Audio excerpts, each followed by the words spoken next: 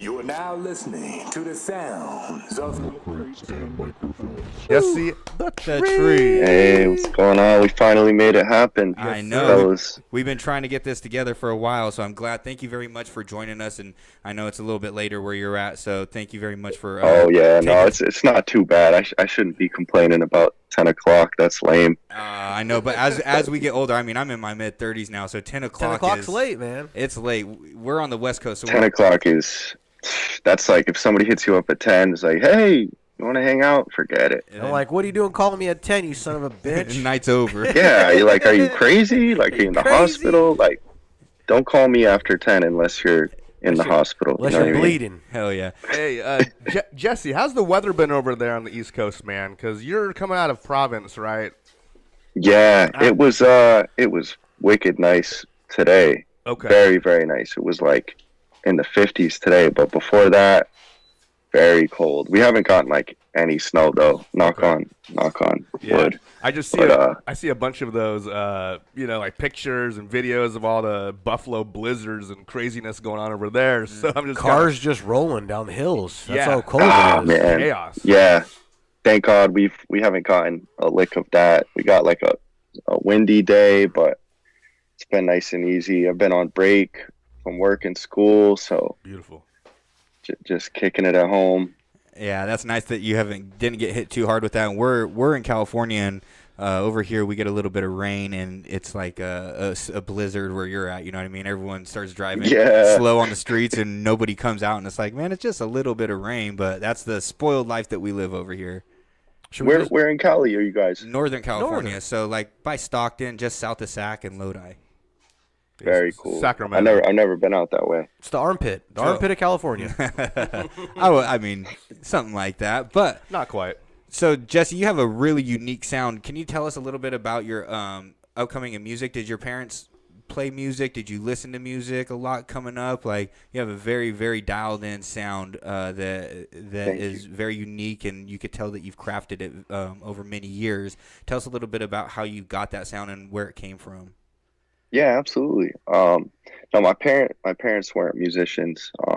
Very into music, very much so into music. They're both, 70s flower children era.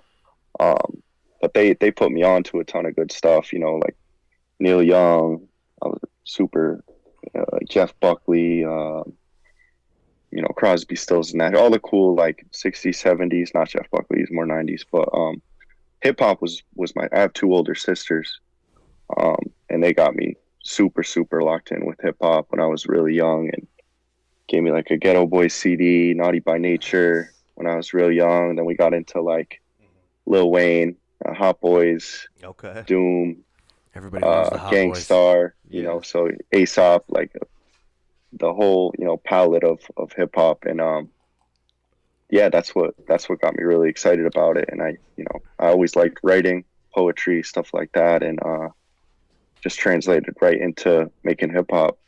Yeah, I think the older sibling is always The big influence. Yeah, if you have an older sibling, I had an older brother, and that's where I got all my musical taste from. Definitely. Exactly. I mean, definitely. Yeah, that's like the springboard.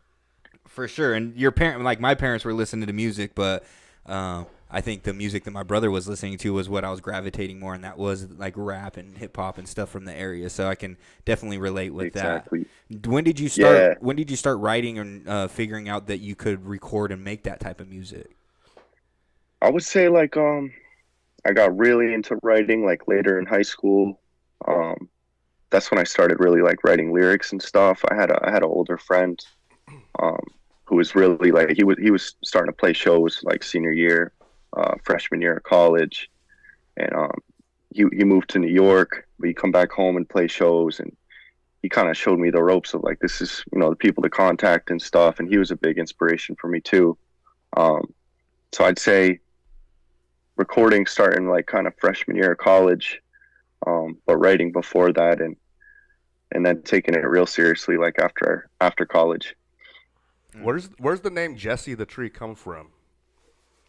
Well, I was going through a whole slew of names. I like it. I like trees. Yeah, I like it all. Yeah, thank you, man. Perfect. I like it's it can mean pot or, regular trees. My dad's a farmer. Nice. So I've always kind of been around that type of stuff. And tall, I'm a good 6'4.5". Jesus. So, that's like tree like. Yeah. Totally. But it wasn't, it was like less thought out than it sounds. I kind of just like came to me, and I was like, I asked my mom, I was like, you think this is the one I should stick with?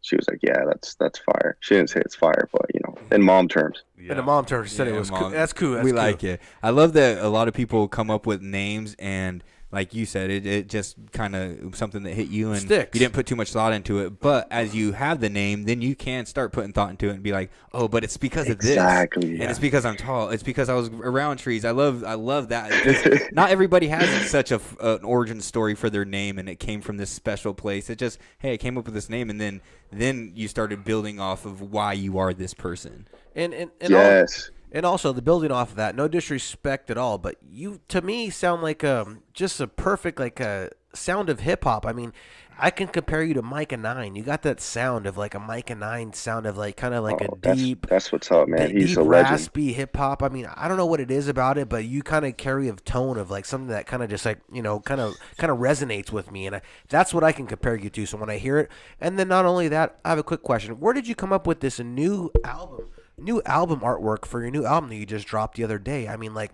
Trilly Dan, the frogs, the Trilly lungs. Dan. Yeah, come on. Psychedelic As hell. Frogs, Yeah. lungs, baby demons. Come on. Yeah. Fortunately for me, my girlfriend is she's like a collage artist. Okay. So I get all those for free, and we just she's making art every day. Like we just sit next to each other, and I'm writing, and she's making crazy weird collages, and we have a lot of the same influences of like psychedelic art and pulp art and stuff like that. And so yeah, that's a good hookup I got there. That's so good. Where'd you get that art? I was like, Pretty sick. In-house. It's all in-house, man. The creative process got all that comes for free. Heck yeah, that's awesome. Tell us a little bit about how you came into this genre of hip hop, the underground hip hop or whatever. We always when we were younger, we called it underground hip hop. But as I've gotten older, I realize there's really no name or anything. You can't put your finger on it. It's just a certain brand of hip hop, right? That Sage Francis type of shit. When did you get into that and realize that's kind of the direction that you wanted to go? Well, mostly because of Sage, in large part. I love all types of hip hop. Mm-hmm. And I was the same, but I got that niche interest in high school when I started listening to like Doom, and then Atmosphere, Sage, Merce, dudes like that. And I was like, okay, this is like a whole different subculture of hip hop. And it's like, I just like the way that they all wrote. And I was just like astonished by some of the things they were coming up with. And it just felt like the weirder side too. And I was like, I feel like that's kind of where I fit in. And, so that was it. It was mostly like, I want to be like those guys. Yeah. More relatable for you too, for your lifestyle, probably. Yeah, absolutely. Yeah. And I just like, I love poetry and writing in general. So just like, I love when I put on a song, I mean, I love everything about it, but like, I really like to hear what people come up with. You know what I mean? Like, how did he do that? How did that come about, you getting on with them? Like, how did that, did you write something that reached out to you, or did you just be like, hey, I'm going to send my stuff their way and hopefully they notice me? It was, Sage is from Rhode Island. Yeah, you guys are both out of Providence. Yeah. So we were never too far apart. I mean, I'm younger than him, and I wasn't like performing when he was performing. But I go to his shows when I was a kid with my sisters. Sick. And it was actually, I was DJing when I was like 21, 22. I'm 31 now. And maybe I was older when I did that, but I played at a festival that Sage was at in Germany. Wow. Wow. And, I was like behind him in the lunch line and everything. And I was like, damn, that's Sage. Like, dope. I should have just gone. I mean, we're both from Rhode Island. I could just be, hey, what's going on? But I was, I was like, I don't want to bug him. But we ended up eating together. And he came to the show I was DJing at, and my buddy was rapping. And they were like, they asked for another song. And my buddy was like, you can do the last song. And I was like, oh, shit. And Sage was right there. I was like, in Germany, a child essentially, and I was like, damn, it was like some like out of a movie, like a really like lame movie almost, like the rapper gets his chance. But yeah, I put on an Aesop Rock instrumental because I didn't even have any beats really at the time, and just rapped, and then talked to Sage later. He was like, I'll keep an eye on what you're doing over the next few years, like put an album out and stuff. And then we connected a few years ago. He emailed me. He was like, you want some beats from Mopes? And I was like, yeah, let's do it. And that was it ever since. And yeah, so that was like underground rapper, fairy tale for sure. And he's somebody I super admire and respect and am influenced by. So those, for those kids listening, if you get into weird rap, it can happen. You could be a weird rapper someday. You could be a weird rapper. So sick. And I love that you kind of identify that as like that subculture of hip hop is kind of like the weird side, and it maybe that's where you could fit in. Did you in high school? Were you what kind of kid were you in high school? Were you the good kid, or were you getting in trouble, smoking weed a lot, or were you rapping? What kind of head were you in high school? Were you a deadhead, bro? Were you smoking weed and doing good? I love the Dead Man. So I can absolutely. Because you're like Shakedown Street, track number 1 off Pigeon Man. A clear Grateful Dead tribute right there. You mentioned a lot. Grateful Dead going on tour a little bit. Talk about that. Did you tour, following the Dead? Did you just listen to the Dead growing up and, as a kid? Or is that something that you found from your parents?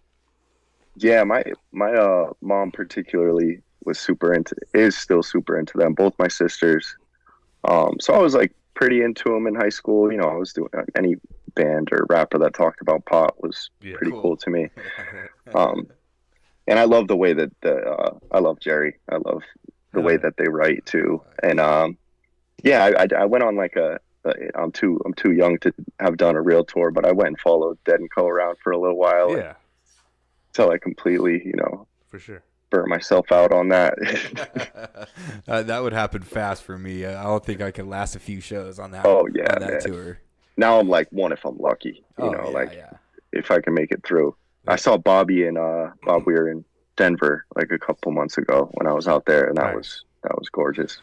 Dead and Co. is supposed to have their last tour next year, from what they're saying. So I'm gonna try to catch last them. Forever. Well, I mean, this Dead and Co. is incorporating John Mayer, so I feel like they got a number of different side projects, and this is just maybe an end to one project. And John Mayer sings their songs for them, right?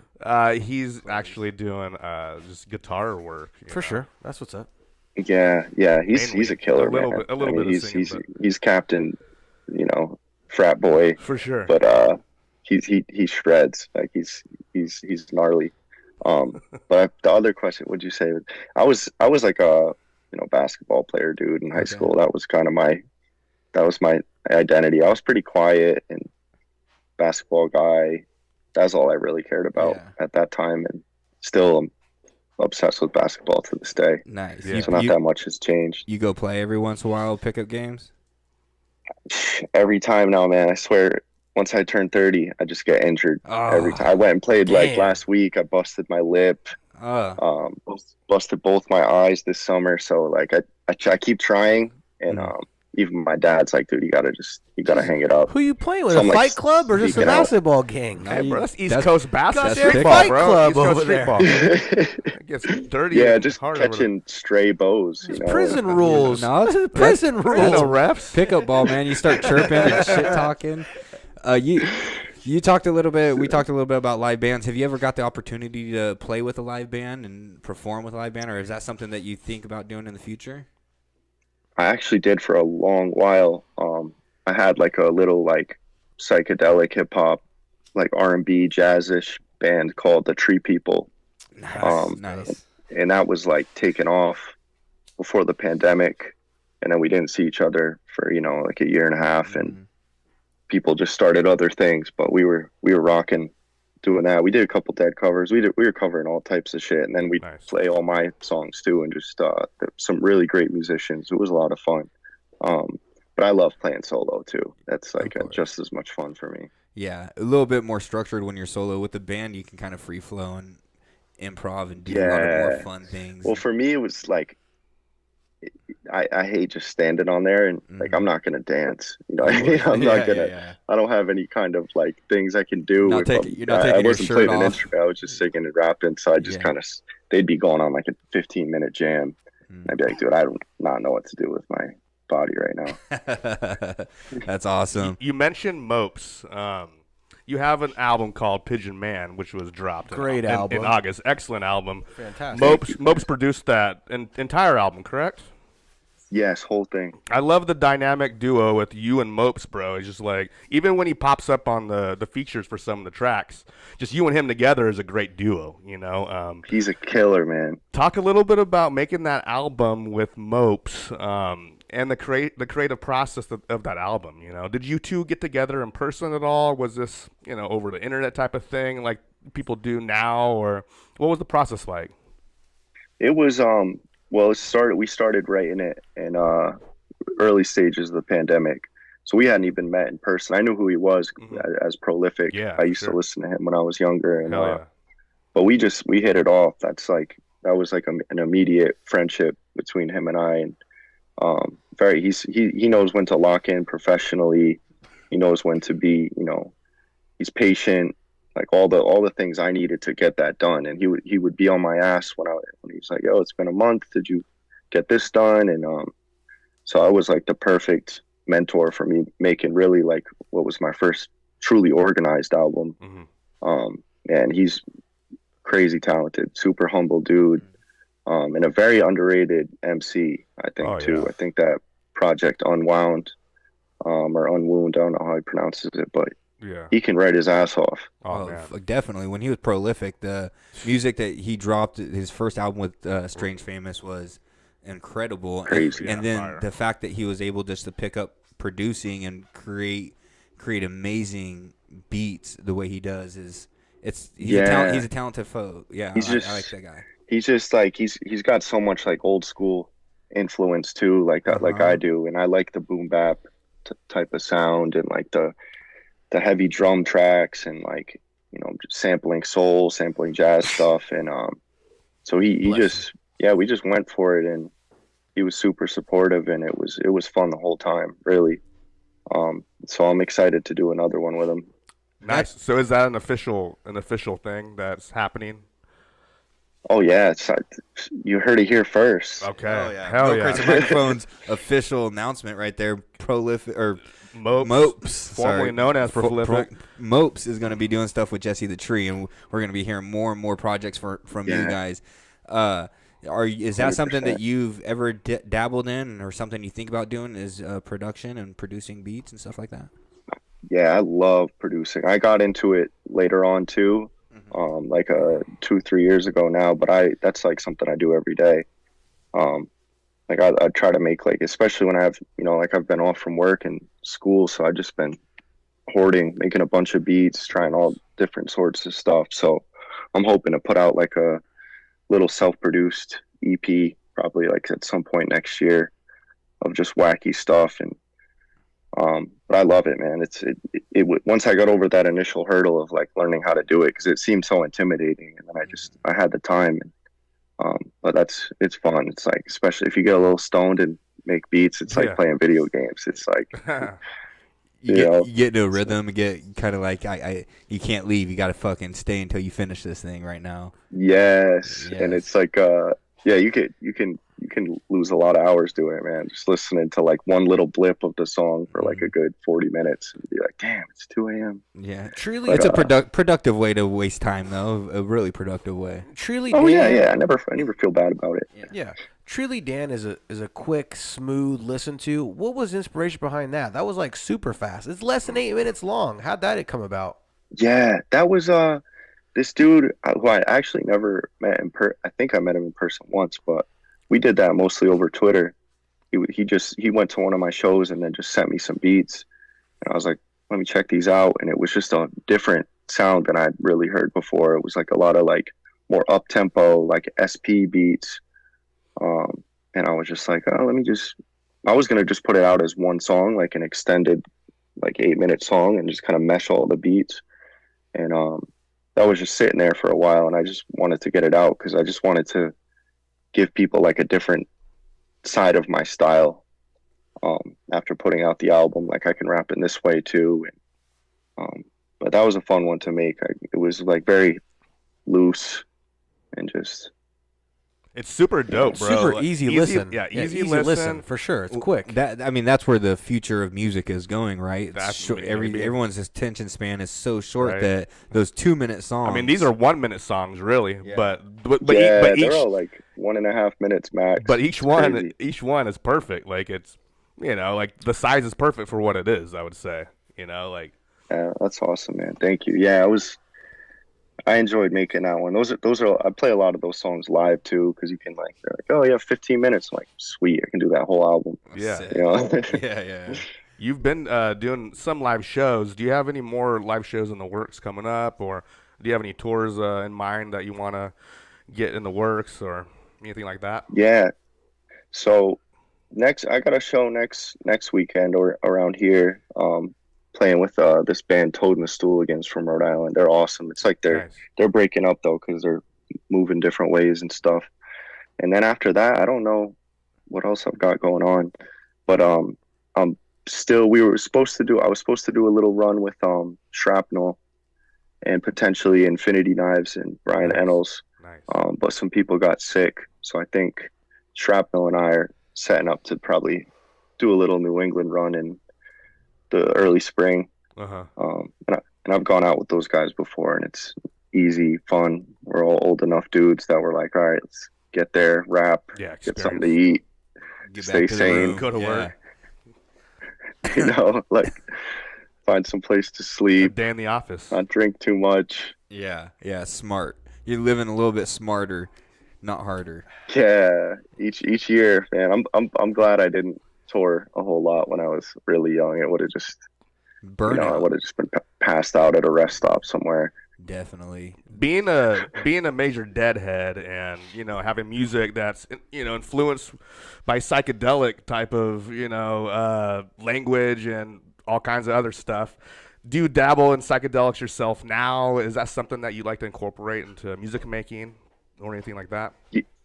Yeah, that was more when I was younger. I was all about those, and I loved it at the time. I loved the experience from acid and mushrooms and K and stuff like that. Yeah. And but I'm good with just the pot now. There you go. Yeah, as you get older, maybe I think that that's just kind of you have your experiences. Everything intensifies too.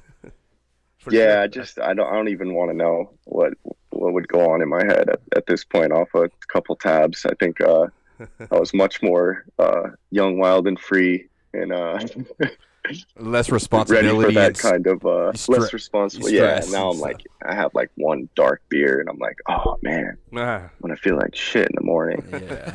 But, what's Jesse the Tree? No, go ahead. Sorry. What's that? Sorry. I was just gonna ask, what's Jesse the Tree's favorite strain of weed? The Chronic. Oh man, Chronic. probably like a cough, like a strawberry cough type of deal. Nice. What's that other shit? The spider one. Oh, Charlotte's Web. Charlotte's Web. Right? Yeah. Yeah. There's that other one with it, like the old school ones. White Widow. White Widow. White Widow. old That's what I school. was thinking of. Jesus.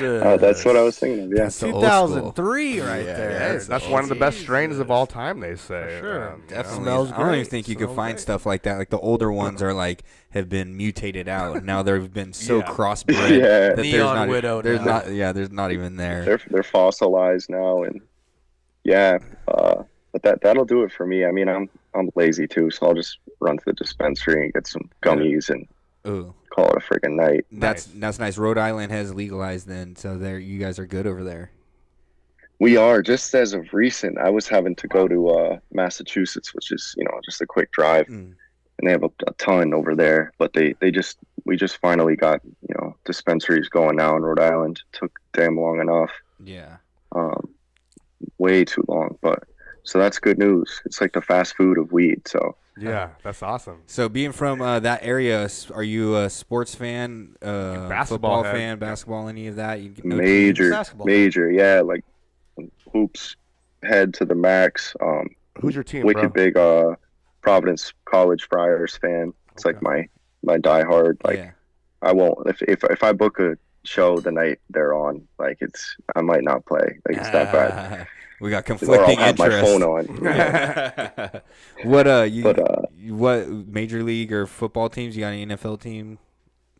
I like the Celtics, Sox, and of course I'm a Homer man through and through. I'm a Pats fan too. We stink. Weird. Like it is some terrible football to watch. But you guys are just so goddamn spoiled. God damn, you guys won fucking That's why I don't 6 complain. Super Bowls and like how many AFC champion 8 That's or 9 true. AFC championship games. It's like gee, you won the division for 14 straight years. That was fucked up. And that was around the time the Sox were really, really good when I was a kid too. Yeah. That was when they broke the curse 04. I remember watching that. And then they won 2-3 other times after that. I think 2 more times. 3 more times. Yeah, way too spoiled. Like I don't even know what it feels like to go on a drought in those 2 sports, but I have a feeling my time has come. Yeah, here it is, and you're going to have to ride that one. Well, hopefully they can figure it out and bounce back. They got one of the greatest coaches of all time in Belichick, and if he gets a couple more years where he can build the team, I mean... What about you guys? What's your team? Is it San Fran or Oakland? So we're from this area. He's a Niners fan. Yeah, Niners baby all the way. Yeah. But I was, my old man was a Steelers fan, so I was born and raised a Steelers fan. Yeah. So you guys broke my heart a lot of times. That's why I'm bitter with the fucking Patriots, because they broke my heart a lot. Oh, so many times. Yeah, bad. Oh God, very those bad. like the Jerome Bettis years. Yeah. Even then, the year before we won the Super Bowl, we lost in the AFC Championship game against the Patriots, and Brady. It was even in 2001 when you guys went on your very first run. They beat the Steelers in the AFC Championship game, and Brady got hurt, and Bledsoe came in, and Bledsoe tore us up. And then Brady came back and went and won the Super Bowl that year against the Rams. Yeah, that was Broke my heart. The true heartbreaking stuff going on. Like, I mean, I was very hurt last year when the Warriors beat the Celtics in the finals. That was painful for me. Like, I'm still harboring that pain. I know, because Celtics were on a run, too. They were so hot at the right time. Warriors, they were just like the such a lovable team. They still are. They're great this year. So I'm hoping we get back. Hey, the Kings are getting a little better. Damn ring. The Kings might make the playoffs this year. Kings are coming back. I see in here. I like the Kings. Right? I like that team. I like Sabonis is a dog. I mean, De'Aaron. Yeah. You got Malik Monk, who's nice. Yeah, it's a fun young. team. They're young. And your boy Kevin Huerter. Yeah. They were calling themselves the Liddy Committee, and I like that shit. And they got the beam, right? The beam. Yep. Dude, the Kings were, the Kings have been struggling for quite some time. So to see them finally, turning around, and that's a pretty dedicated fan base too, right? For sure, because Kings got loyal fans. They try to get rid of them basically, and then Sack fought back to keep them. And it's like in an area where there's no other professional teams in the Sacramento area. It's just the Kings. That's all they got. So you got robbed in 02, 03 when you had Peja, Bibby, Weber. Yeah, Jason Williams robbed by that. They wanted the Lakers to. There's a documentary on it. You should watch it if you got the heart for it. Robert Horry for 3 fucking killed us. Big Shot Bob. Yeah, Big Shot Bob. Well, I want to say thank you very much, Jesse, for joining us on your Friday night. We don't want to take too much of your time. We look forward to new music coming out, especially some new projects with Mopes. Mopes was a guest on our podcast, and we really, really enjoyed that guy. He's a fucking talented, very nice man. Jesse, great, man. Thank you very much. Before you leave, give us a song. Yeah, I got time. Give us a rush. song that we should be listening to that you don't think we're listening to right now. Give us a little something. Anybody that you think, hey, man, maybe they should check this out. Hip-hop? Yes. Anything. Yeah, Anything. Jazz, whatever. Oh, you know who? Well, you guys have listened to Shrapnel, right? Yes. Okay. Have you? I'll give you the song I've been listening to the most. Like as of recently, it's by Gabe Nandez. Have you heard of Gabe Nandez? I haven't. Gabe Nandez with an N or with an M? With an N, like Hernandez. Okay. And he's got this song called, hold up, it's on my phone. It's called Terracotta Spears.